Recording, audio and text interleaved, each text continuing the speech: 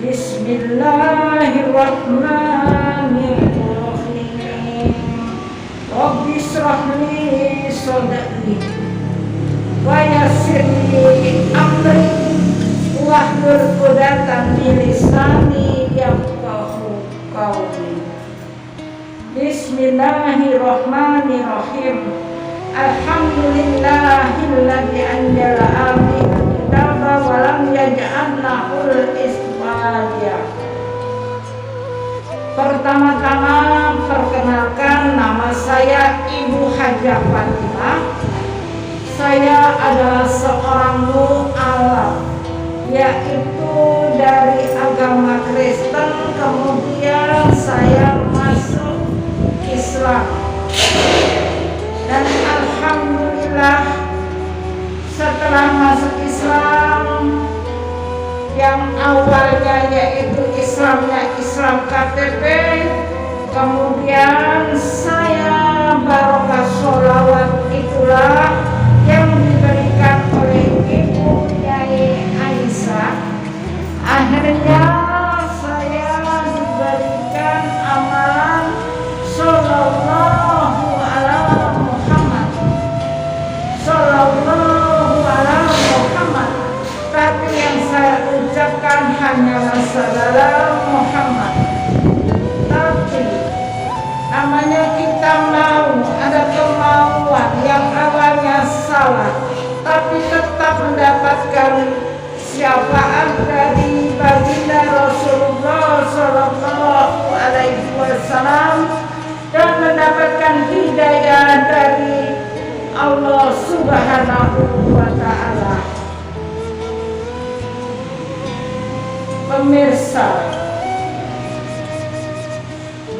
Pemirsa didik ilahi yang dirahmati Allah, semoga Anda semuanya dalam keadaan sehat, dipanjangkan umurnya, dilimpahkan rezekinya, dan yang memiliki hutang semoga terbayar lunas. Dan alhamdulillah kita masih bisa bertemu kembali di hadapan Anda. Senang rasanya saya bisa berjumpa Anda dalam keadaan sehat walafiat. Dan sebelum lanjut video ini, mohon untuk like, dan yang baru pertama kali melihat video ini tolong di subscribe. Dan untuk membangun channel yang kecil ini dan bisa berkembang dan bisa bermanfaat, tolong di like dan subscribe, dan jangan lupa Anda komen di dalam kolom komentar. Yang sudah like dan subscribe, semoga Anda selalu dilindungi Allah dari segala kesusahan, baik kesusahan ekonomi, kesusahan segala masalah, tapi Allah selalu melindunginya dan Allah akan memberikan kekuatannya. Jadi setelah saya kepulangan haji yang 2004, yaitu haji yang kedua 2004, di situ saya mengamalkan ayat kursi, di mana ayat kursi itu keutamaan daripada ayat kursi itu Masya Allah, gudangnya kekayaan itu adalah ayat kursi, di mana ayat kursi itu turun ditulis dengan tinta emas. Yang terlebih dahulu mengetahui ayat kursi adalah setan. Yang mengetahui terlebih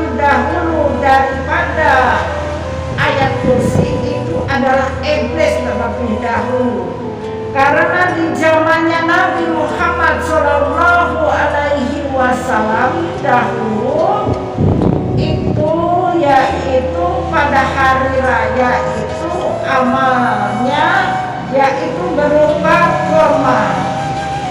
Kemudian pada malam hari sudah terkumpul semua kurmanya, akhirnya Abu Hurairah itu menjaganya. Dan Nabi Muhammad SAW berpesan, kamu jaga ya supaya tidak diambil setan. Kemudian dijaga dengan benar-benar. Akhirnya pada malam jam 12 malam itu ada setan yang ngambil kurma itu. Ayo kamu mencuri kurma, katanya Abu Hurairah. Iya Abu Hurairah, soalnya anak-anakku itu tidak ada yang makan, kelaparan. Ya sudah, kamu ambil, besok jangan mencuri lagi kamu, iblis, katanya begitu. Ya Abu Hurairah. Kemudian besok lagi datang, tengah malam datang lagi, mengambil lebih banyak lagi. Kenapa kamu masih mencuri lagi, iblis? Iya Bu Hurairah, keluargaku semua kelaparan, menangis semua, tidak ada yang beli makan.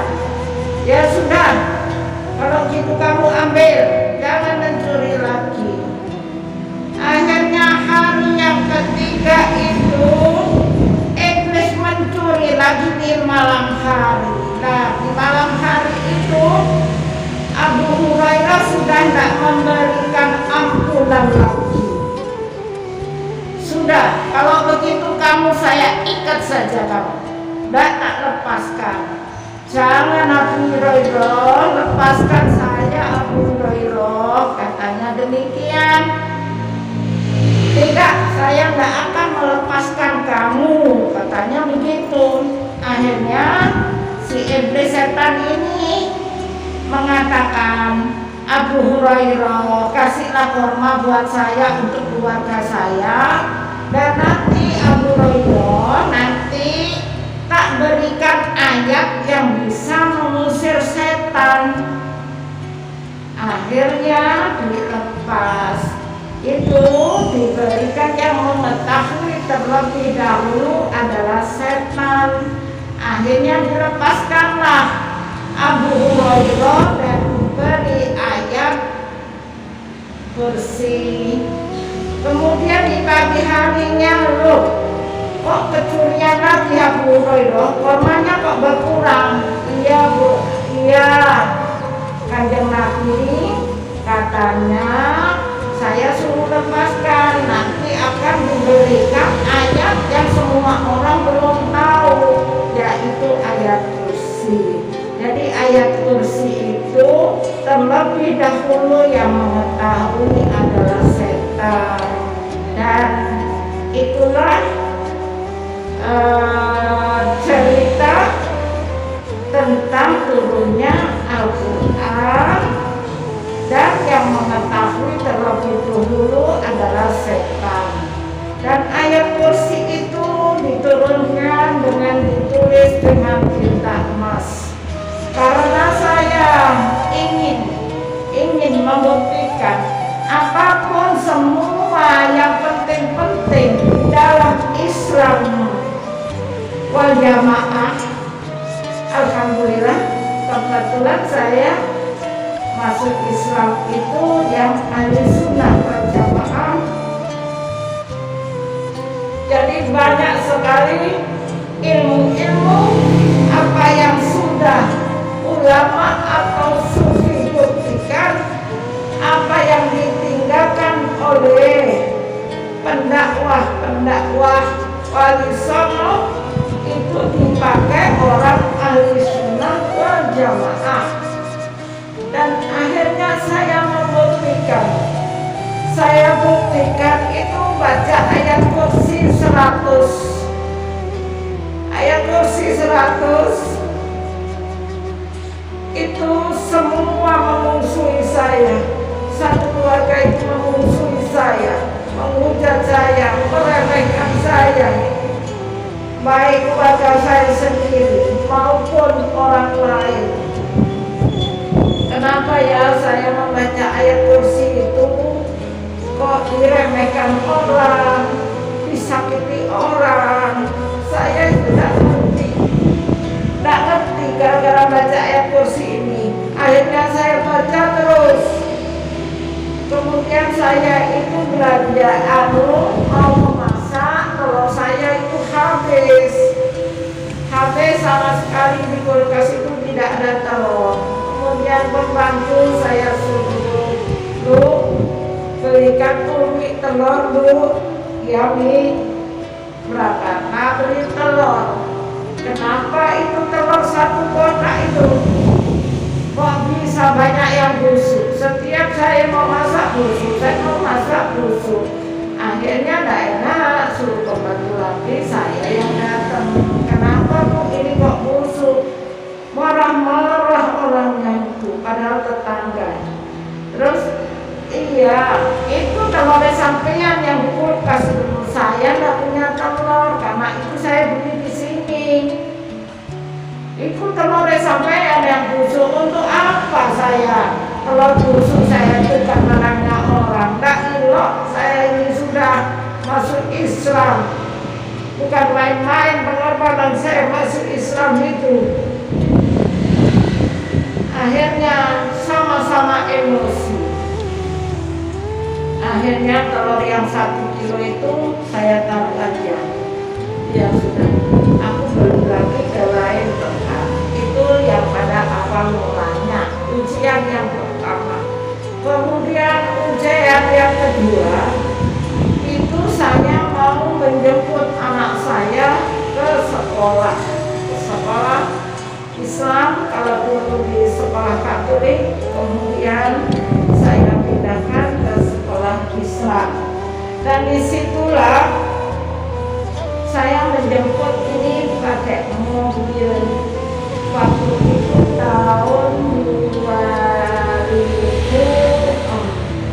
2001 ya kejadiannya, itu tahun 2001 setelah haji pertama. Mobil saya itu masih seperti roti tawar, mobil Cherry Futura. Zaman dulu kan tidak ada contohnya. Jadi di belakang itu ada orang itu omong-omongan sama teman-temannya, gini-gini, tidak lihat enggak. Jadi motor saya itu ditobruk dari belakang, dan orang ini justru yang marah-marah. Dia yang agak, saya yang dimarah-marah. Kemudian dia minta pertolongan. Sepertinya dia itu yang benar. Kenapa saya begini? Sesudah itu pulanglah saya ke rumah. Saya mau belanja, karena waktu itu tinggalnya di Pasuruan. Saya itu mau belanja ke Pasar Turi. Selama perjalanan dari Pasuruan sampai dengan Pasar Turi itu saya dapat ayat kursi itu 100.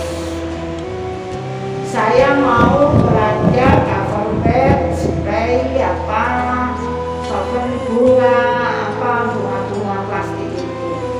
Sampai di situ saya kebetulan waktu itu setelah saya masuk Islam, alhamdulillah rezeki saya lancar, suami saya juga lancar. Dan waktu itu saya bawa uang itu 10 juta.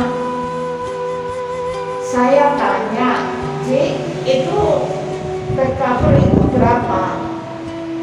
"Kalau jadi aja Bu, diturunkan Bu." "Loh, saya ini mau beli." "Ya, nanti kalau sudah jadi diturunkan." Dan itu saya sakit hati. Saya itu kesini bawa uang, bukan saya tidak bawa uang, gitu. Akhirnya saya pindah nanti ke toko keramik. Toko keramik pun demikian. Pegawainya itu, "Ini berapa?" Nggak didengar. "Ini berapa? Ini berapa?" Nggak diperhatikan. Akhirnya saya koreksi diri, ya Allah, karena saya baru pertama mengamalkan ayat kursi ini. Jadi ayat kursi itu tidak sembarang orang yang bisa mengamalkannya. Kalau saya belum sabar, belum kuat mengamalkannya, inilah ujian datang sama saya. Bahkan saya salipan sama orang itu. Saya pernah diludahi di depan saya itu gini. Kenapa saya gitu? Saya juga main ke teman saya itu curhat saya. Mbak, aku begini, loh kamu. Saya itu malah dimaki-maki. Akhirnya saya koreksi diri. Memang ayat kursi itu, Masya Allah, keutamaan. Banyak keutamaan daripada ayat kursi. Ayat kursi ditulis dengan tinta emas. Ayat kursi bisa mengusir setan. Ayat kursi adalah kudanya kekayaan.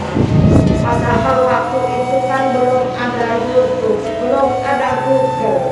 Tapi barokah saya setiap kali mengamalkan Sallallahu ala Muhammad, Sallallahu ala Muhammad, Sallallahu ala Muhammad. Disitulah Allah menggerakkan hati dan pikiran saya untuk menghafal dan mengamalkan ayat kursi itu. Setelah saya buktikan ujiannya seperti itu, pernah dimudahi orang, dimaki-maki orang, dan pegang uang pun itu tidak dihargai orang.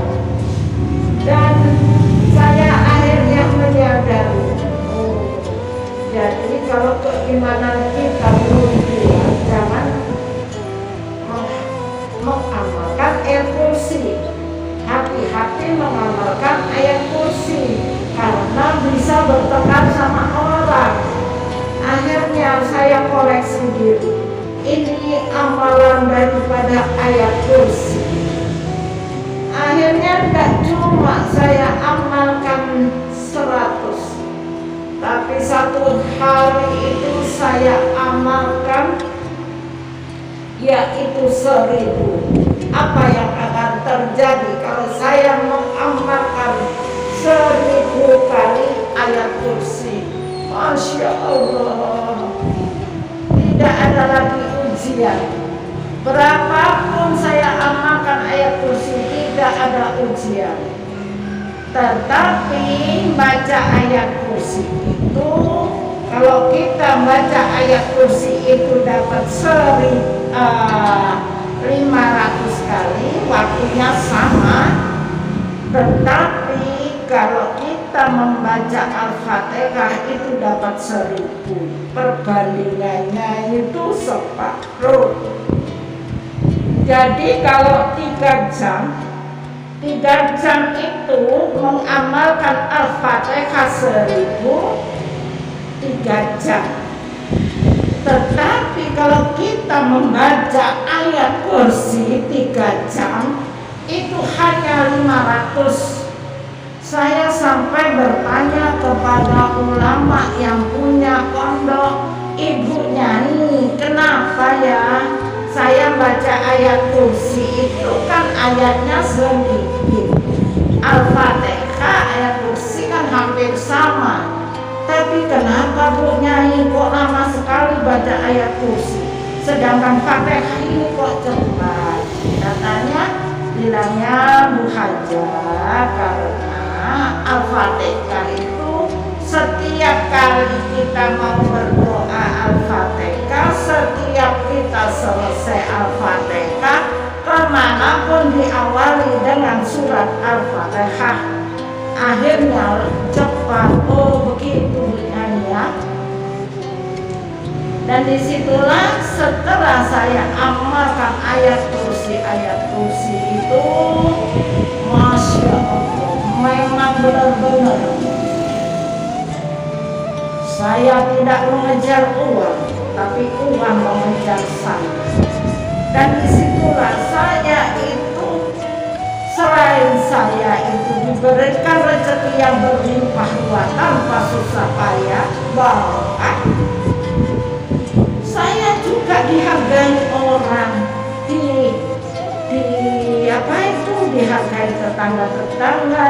Namanya dari awalnya saya adalah mu'arafikum, belum punya rumah sama sekali. Jadi perjuangan saya itu masuk Islam itu mulai dari nol.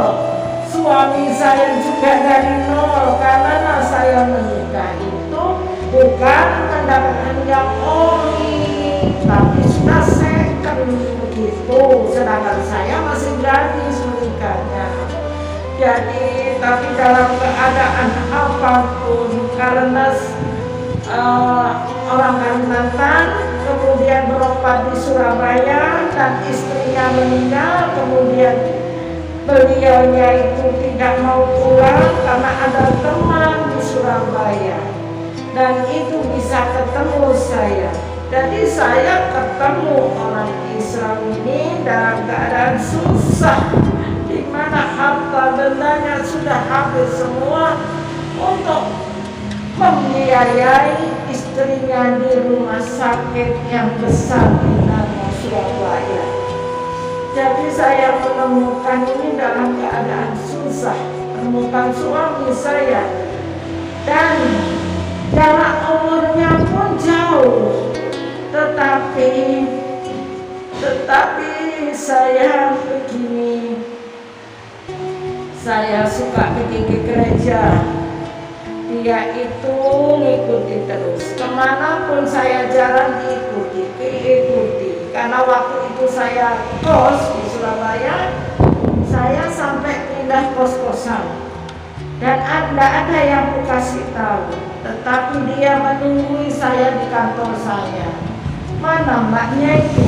Oh, nggak ada, keluar sama temennya. Itu kok ada mobilnya, katanya begitu, mobil kantor ya. Setiap karyawan dipegangi mobil satu-satu dari Jakarta, karena perusahaan di customer good, yaitu makanan yang cabangnya di Surabaya, kantornya di Tangerang, pabriknya di Tangerang, kantornya di Letumedan, Jakarta. Dan saya itu orangnya kan tidak senang untuk mengenal laki-laki, karena selalu saya pada waktu Kristen itu selalu diremehkan. Katanya begini, kamu itu masuk Islam. Kalau masuk Islam itu pergaulannya luas, mau menikah kepada penjodoh. Kalau kamu agama Islam, kenal lagi sama cowok, juga masuk Islam. Kenal sama cowok lebih dekat lagi, sudah dikenalkan orang tuanya semua. Dia bilang begini, kamu masuk Islam, nanti orang tuaku minta kamu. Akhirnya dalam hidup saya ini kan, saya ini prinsip saya, my life Yesus, hidupku untuk Yesus, tapi tidak mau ngerti apa itu agama, itu tak ngerti saya. Pokoknya itu antep. Nah, secara gamblang isinya itu apa saya tidak mengerti. Kebetulan dia senang kalau ke gereja itu, karena ini ada geramnya, di mana gereja saya gereja yang besar, di Manyar Sindang, gereja Betani. Terus akhirnya saya sudah mulai dari situ itu sudah tak senang saya agama. Dalam hati, setiap aku punya teman laki-laki yang ingin baik sama saya, mesti saya akan permainkan begitu. Apalagi saya sudah bisa bekerja, saya bisa cari uang sendiri, dan disitulah saya itu sudah tak senang. Itu pun yang jadi suami saya ini sering tuh maki-maki. Untungnya saya nggak disantet, sering tuh maki-maki. Aku nggak suka berteman-teman cowok, aku nggak suka bermasalah-masalah. Waktuku hanya untuk uang dan untuk ke gereja. Sudah aku sering tak maki-maki. Tetapi dia nggak putus asa. Memang orang Kalimantan ini tahan banting, tidak tersinggung-tersinggungnya. Meskipun dia dalam keadaan nol, itu ada tekadnya dia. Kalau mau malam minggu, dia itu sampai hutang ke temannya. Itu diceritakan setelah saya sudah menikah. Itu pun perjalanan hidup saya bukan mulus, karena saya menikah belum punya rumah. Kemudian suami saya juga ada kerja. Akhirnya saya memiliki anak. Memiliki anak itu saya habis gajian beli susu itu sampai 1 dapur. Karena susu saya, anak saya adalah Nutrion. Takut anak saya itu nggak bisa minum susu, takut habis. Karena yang bekerja hanya saya. Tetapi karena saya terbiasa daripada mandiri, hanya Tuhan yang memberikan rezeki pada waktu itu tuh harus bicaranya Allah Tuhan ya, hanya Allah yang bisa memberikan rezeki. Biarlah lama-lama saya kasihan sama suami saya itu dan menikahlah itu memiliki anak. Dan disitulah karena saya itu tidak pernah menuntut apapun, saya harus bisa menghidupi diri saya sendiri. Itulah prinsip saya. Meskipun saya bekerja di kantor, waktu rumah saya bikin kue kita jual di kantor, karena saya itu senang kesibukan yang menghasilkan uang. Itu namanya bisnis. Jadi bisnis itu bisnis nice.